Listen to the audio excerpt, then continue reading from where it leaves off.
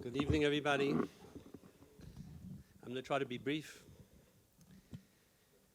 There was a man named Michoel who had a very tough mother-in-law. His mother-in-law used to curse him out. She didn't have one nice thing to say about him.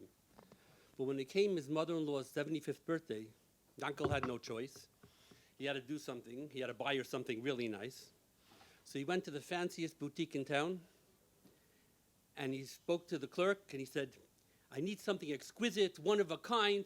My mother-in-law hates my guts, and I really want to give her something that she should have no complaints about. So the clerk said, I have the perfect gift for you. We just got in a beautiful hand-blown crystal vase from Italy. It's a one of a kind, it's exquisite, it's unbelievable. So the uncle goes, how much is it? So the clerk goes, it's $500. So the uncle's thinking, my shvig is not worth 500 cents. I'm going to pay $500 for this, but he had no choice, he bought it. And when the clerk was taking it off the shelf, he was a little bit of a schlemazel, and he dropped the vase on the floor. So now it broke into a few pieces. But Michoel has a Yiddish cup, so he walks over he tells the clerk, he said, let me ask you a question. How much would you sell me the vase for now? The clerk goes, it's worth nothing. It's in pieces. What do you want me to do with it? So Michoel says, I have an idea. I'm going to pay you $75. And I want you to come to the party, and I want you to go over and present that present. I want you to wrap it beautifully with a beautiful wrapping and a schmitchik on top. And then I want you to present it to my shviger and say how I love her so much and how she's a wonderful shviger. And then, accidentally, because you're a shlemazel, you just drop the thing on the floor. And then you just walk out, and everything will be fine. So comes the day of the party. Everybody's there. They're all giving the shviger presents. And then the shviger, like she always does, she goes, Michoel, what do you have for me? You have any present for me? So he motions over to the clerk. The clerk comes in with a beautiful box with a big ribbon on top. And he goes, I just want you to know something, shviger. Your son-in-law loves you so much. He spoke about you with such enthusiasm. It's unbelievable. I never heard such a son-in-law speak about a shviger like that. And don't tell anyone. It costs $500. And she's listening to this. She goes, Michoel, I never knew you thought that way about me. It's unbelievable. And he goes, and just I want to present you with the present. And when he's ready to present it with the present, he accidentally drops it on the floor. And he looks all embarrassed. He's all red. He picks up the package. He's walking out. And all of a sudden the shviger goes, Michoel, bring me back that clerk. So the clerk comes back. He doesn't know, yes, can I help you? So the shviger goes, you know what? I feel so bad. Michoel spent so much money on this beautiful present. I would like you to open up the present and put the vase together. I want to see what it would have looked like if it wasn't broken. At least have an idea. So the clerk opens up the present, and the shlemazel clerk wrapped each piece separately. Now, people ask me, what do we need a varakol for? What do we need Netzigim? And I said, it's very nice that you have some wonderful shuls in Crown Heights that operate beautifully, and they have fantastic rabbanim, but they wrap themselves up in their own shul, which in a certain way it's fine, but in another way there's a big picture over here. There's a community. And the community has a bezdin, the bezdin that the Rebbe, he was the one who, when he established it, the Rebbe wanted certain things to be done. He didn't want that there should be a rush bezdin. He wanted a bezdin of three people with the same amount of power.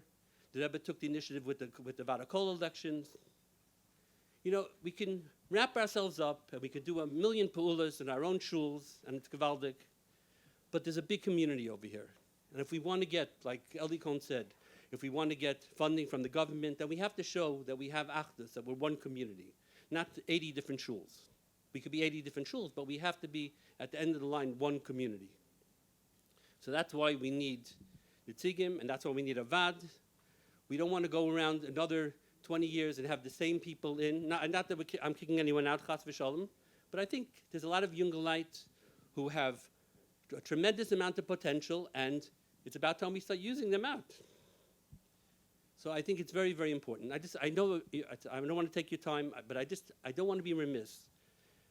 I just want to talk for 1 minute about Reuven Brennitzin, Ola Shalom. He was one of the people who wrote the bylaws. And I remember going to meetings in his house. I really didn't go to write up the bylaws, but his wife made great cookies, so I used to go.